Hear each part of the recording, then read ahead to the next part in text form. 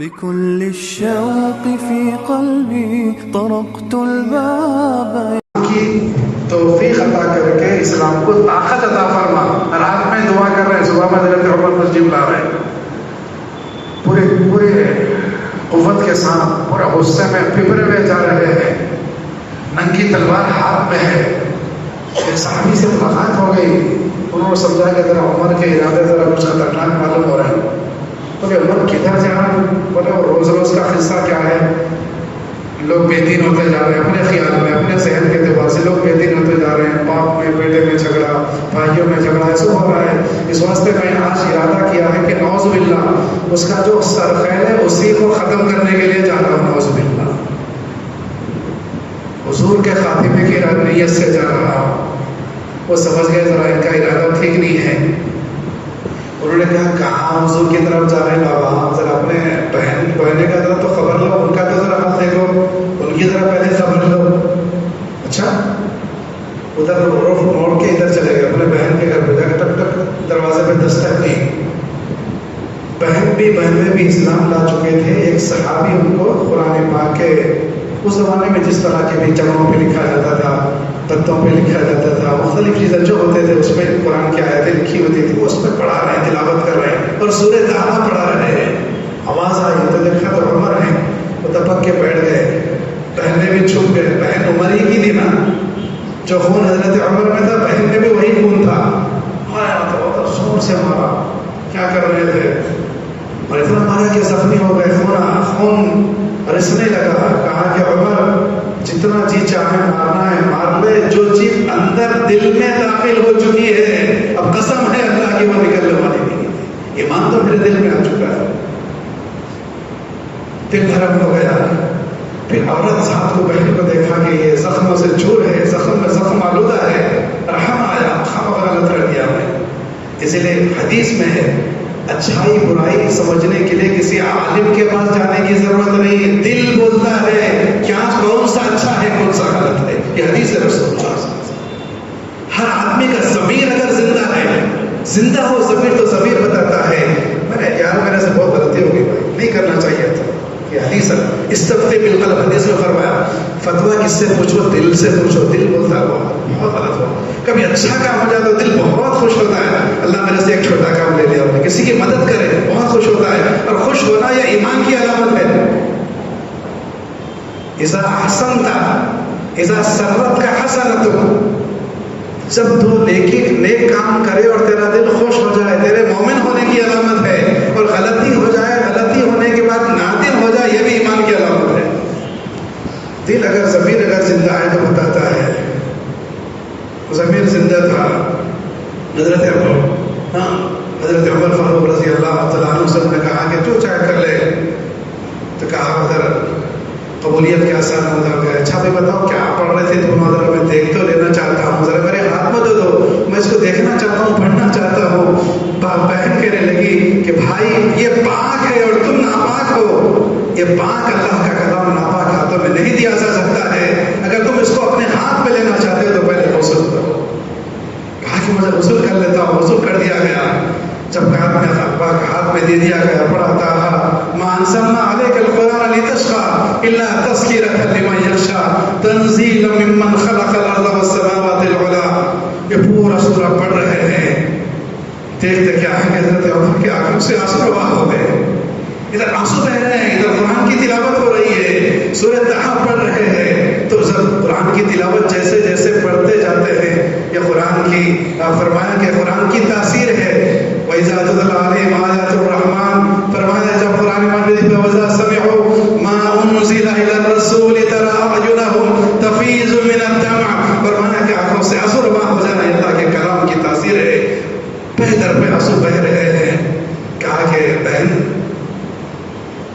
پڑھ چکے، دل بدل چکا، کیسے نہیں بدلتا آخر نامدار جناب محمد رسول اللہ صلی اللہ علیہ وسلم نے اللہ سے مانگ کر لیا تھا اللہ 2 عمر میں ایک عمر کو اسلام کی دولت دے کر مجھے طاقت عطا فرما، اسلام کو قوت عطا فرما، اسلام کو غلبہ عطا فرما. کہا کہ مجھے لے چلو میں چلتا ہوں جناب محمد رسول اللہ صلی اللہ علیہ وسلم کی خدمت میں مجھے لے جایا جائے. جب یہ منظر دیکھا تو وہ صحابی بھی آ گئے، بہن میں بھی آ گیا. ذرا معاملہ بدلا ہوا ہے.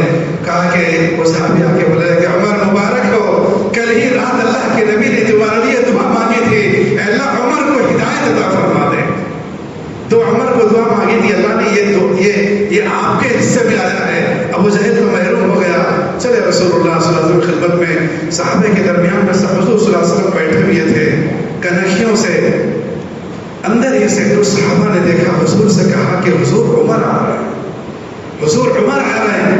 حضور نے فرمایا، کیا فرمایا؟ حضور نے فرمایا دروازہ کھول دیا جائے، اگر وہ اچھی نیت سے آتا ہے تو ٹھیک ہے، ورنہ صرف میں اکیلا اس کے لیے کافی ہوں۔ اللہ یہ جرأت مسلمانوں میں نصیب فرمائے۔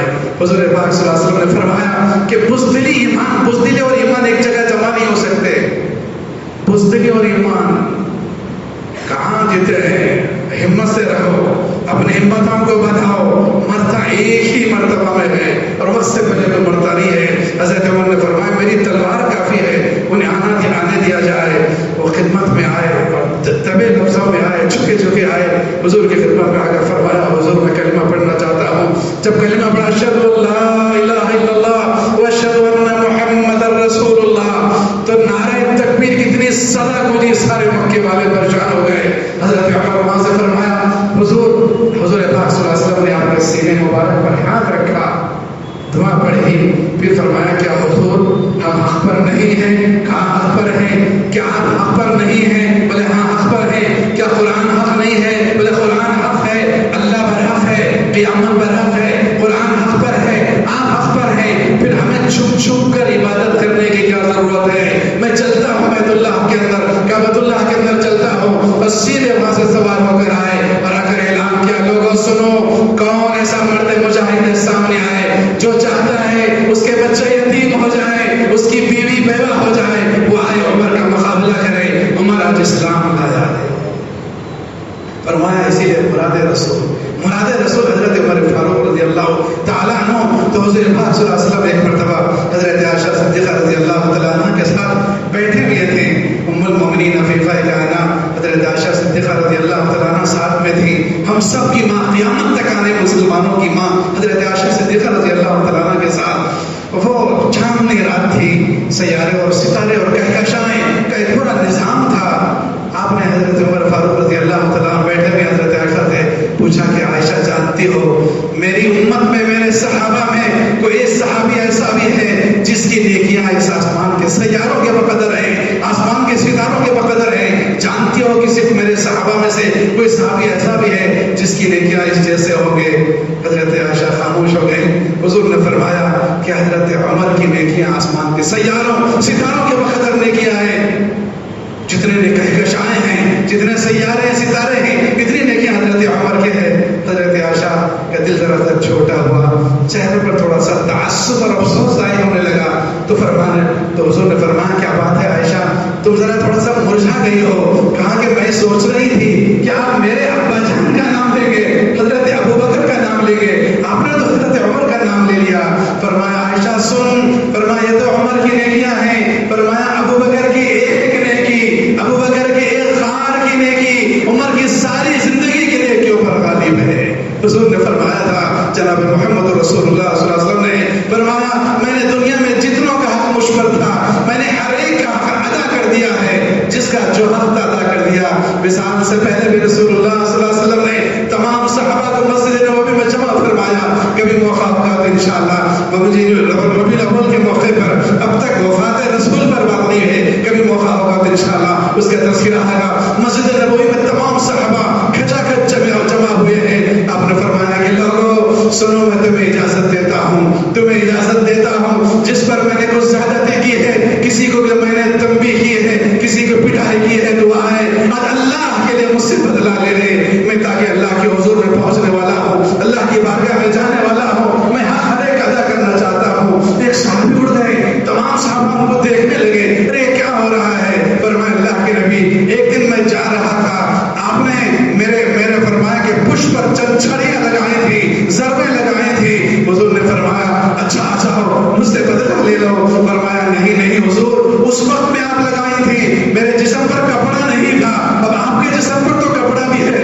حضور نے اپنا کرتا مبارک نکال دیا، فرمایا کہ لے لو، بدلہ نکال لیا جائے۔ سارے صحابہ بے چین و بے قرار ہیں، یہ عجیب بندہ ہے، کس طرح سے جا رہا ہے، کیا حضور سے بدلہ لے گا صلی اللہ علیہ وسلم؟ کہا کہ فوراً جب آپ نے اپنے کپڑے مبارک کو اور کرتے کو ہٹایا، فوراً گئے، جو مہر نبوت آپ کے پشت پر تھی فوراً اس کو چوما۔ فرمایا حضور میرا نعوذ باللہ بدلہ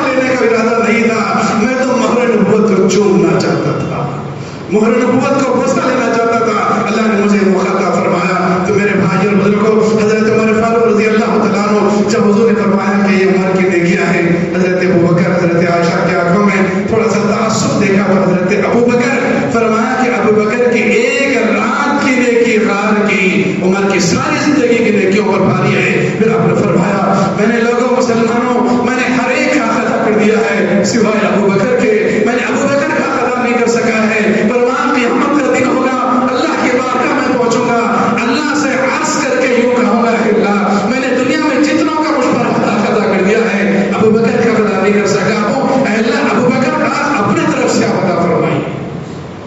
اسی لیے اللہ کے نبی جناب محمد رسول اللہ صلی اللہ علیہ وسلم نے ارشاد فرمایا کہ پوری امت کا ایمان صحابہ کو چھوڑ, انبیاء کرام کو چھوڑ کر ایک پلڑے میں رکھ دیا جائے, دوسرے پلڑے میں ایک اکیلے حضرت ابو بکر کا ایمان رکھ دیا جائے, لرجحت ایمان ابو بکر رضی اللہ تعالیٰ عنہ, حضرت ابو بکر رضی اللہ تعالیٰ عنہ کے ایمان والا پلڑا بھاری ہو جائے گا, پوری امت کا ایمان والا پلڑا ہلکا ہو جائے. میرے بھائی اللہ میرے آپ کو صحابہ کرام سے محبت نصیب فرمائے, عقیدت عطا فرمائے اللہ کے لیے. ویسے تو ہر کسی سے, ہر ایک کے ساتھ کسی سے بہتر نہیں ہونا, اور صحابہ تو اصحاب رسول ہے, نسبت ہے جناب محمد رسول اللہ صلی اللہ علیہ وسلم کی. کتنا نظام لوگوں 1947 کے اندر ہندوستان میں حکومت بنتی ہے, کانگریس کی حکومت بنتی ہے. اس موقع پر مہاتما گاندھی نے کانگریس کے وزراء کو جمع کیا, وزیر اعظم کو جمع کیا, جمع کر کے سنا, اس نے ایک خطاب کیا, ایک تقریر کر کے بتایا تھا, لوگوں افسوس ہے, افسوس ہوتا ہے مجھے, میں تمہیں مثال کے لیے کرشن چند کا اور رام کا اور فلاں کا نام لینا نہیں چاہتا ہوں, وہ کوئی مثالی شخصیت نہیں تھے, اور اگر تم مثالی حکمرانی ہندوستان میں کرنا چاہتے ہو تو سنو, تاریخ انسانی کے اندر, تاریخ اسلام کے اندر 2 شخصیتیں گزری ہیں, ایک ابو بکر عمر. فرمایا ان کو فالو کرو پھر دنیا میں انصاف قائم ہو جائے. میں مجبور ہوں اس مثال کو دینے سے کہ حضرت ابو بکر کا عدل, حضرت عمر کا انصاف, حضرت ابو بکر کی زندگی کے عدل و انصاف کو قائم کرو, دنیا میں عدل و انصاف ہوگا. سارا نظام کیسا حکومت آپ نے فرمائی, اصحاب چاروں خلفاء کے اندر اللہ نے آپ کو عمر بھی بڑی عطا فرمائی, اللہ تعالیٰ نے آپ کو خلافت کا حصہ بھی بڑا عطا فرمایا. 22 لاکھ مربع میل, 22 لاکھ مربع میل رقبے کے اللہ نے فتوحات عطا فرمایا. ہمارے بزرگ فرماتے ہیں دعوت و تبلیغ ہے, اللہ ان کی قبر کو نور سے بھر دے. حضرت مولانا عمر صاحب پالمپوری فرمایا کرتے تھے, حضرت عمر رضی اللہ تعالیٰ کے دور میں مسلمانوں کو اور اسلام کو اللہ نے اتنا عطا فرمایا, اتنا عطا فرمایا, 500 سال کماتے نہیں کما سکتے, 500 سال خرچ کرتے خرچ نہیں کر سکتے. اللہ نے اتنی دولت عطا فرمائی, اتنی دولت اللہ نے عطا فرمائی. ملک و شام کو, اس زمانے کے رومن امپائر کو, اس زمانے کے سپر پاورز کو حضرت عمر کے قدموں میں, اسلام کے قدموں میں لا ڈالا گیا. سلام ہو ایسے اصحاب کے روحوں پر, ان کی قبروں پر. میرے بھائی اور بزرگوں, اللہ ہمیں اور آپ کو ان اصحاب سے عقیدت بھی عطا فرمائے, محبت بھی عطا فرمائے. اور باتیں کسی موقع پر آتے رہیں گے. اللہ ہمیں اصحاب کرام کی عقیدت و محبت کے ساتھ, ان کی سیرت